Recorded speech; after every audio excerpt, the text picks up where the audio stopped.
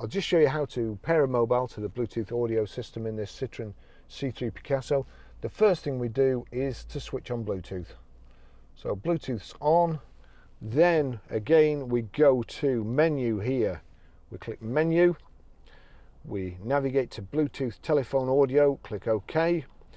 Bluetooth configuration, click OK again. It's already showing up BT radio here, and that's what it is. So it's that's already performing a Bluetooth search. So let's see if I'll just put it there anyway. Click on BT radio, see what happens. If anything, right, it's brought up a PIN number.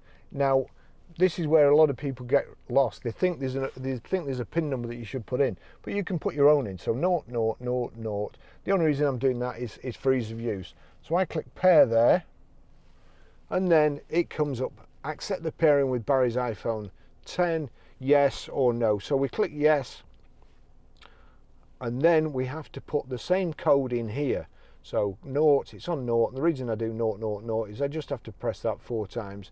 There you go. Click the downward arrow, it goes to OK, click OK. Allow contacts and favourites to sync.